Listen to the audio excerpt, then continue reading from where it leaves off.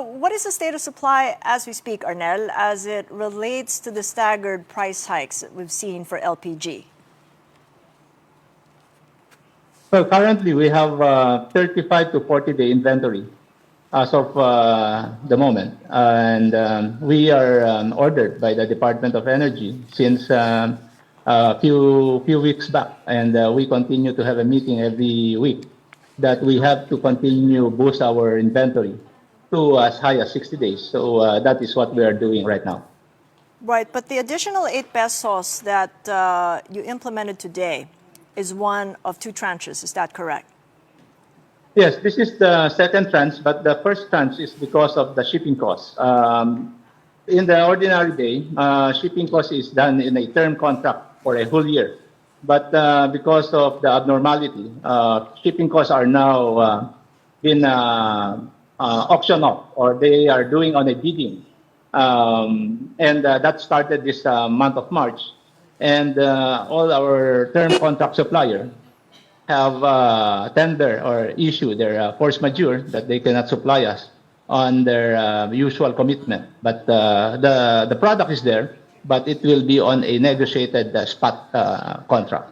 Right, so about 4 days ago, you said that the projected increase today could be 10 pesos. So how did you get to 8?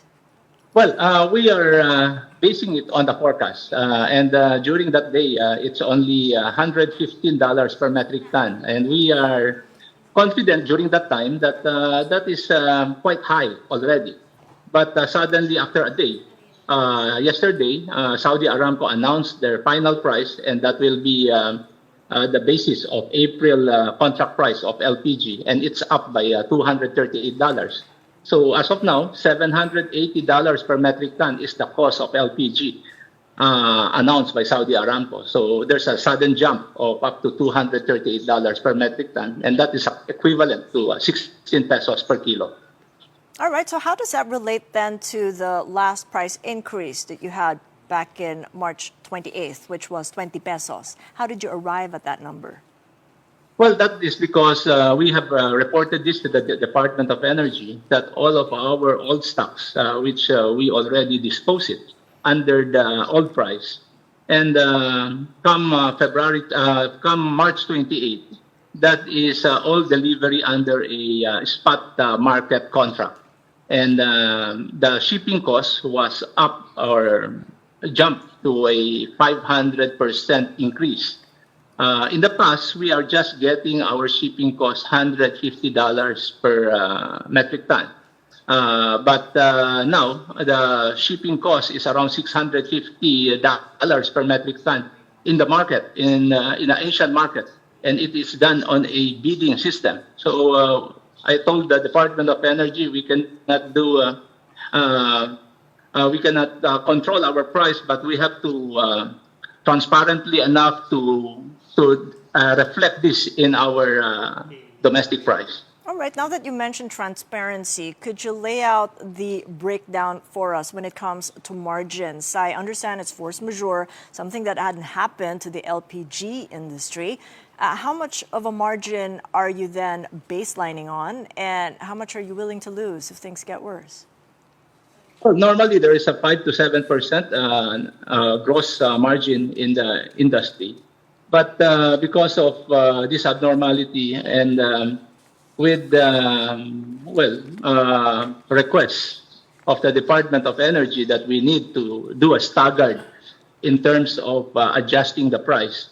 As of now, we have zero margin as of now. But we are looking at a short-term situation like this coming May 15 to June 1. The Department of Energy has informed us that we have to prepare our facility because they have already done a government-to-government procurement with the United States, Canada, and Mexico, that they will be their delivery will be arriving on those dates. So because government has no facility, storage facility, they will be using the facility of private sectors by executing or implementing the national energy emergency. So we said to them we will support the government because this will boost an additional, probably another 30 to 40 days inventory for the Philippines. Plus, probably they can source a lower shipping cost if it's a government-to-government transaction. So that is what is going to happen in the coming weeks and months. Okay, would that mean additional price increases, though, in the next few weeks? Well, it will always be depend on the crude oil and the conflict in the Middle East. Every time the crude oil increases, then the shipping cost increases. And the bidding wars continues to have a lot of competitors in our neighbor countries. That's the reason it triggers the continuous increase in shipping costs. Okay, are we having a difficult time procuring supply at this stage? As of now, as long as we follow the directive of the Department of Energy that we do whatever we can to procure more product, whatever the cost will be, then I don't think we will have a problem. All right, we'll leave it there then. Thank you so much for your insights and your analysis. Sarah De Gasco, President and LPG Marketers Association founder, Arnel T.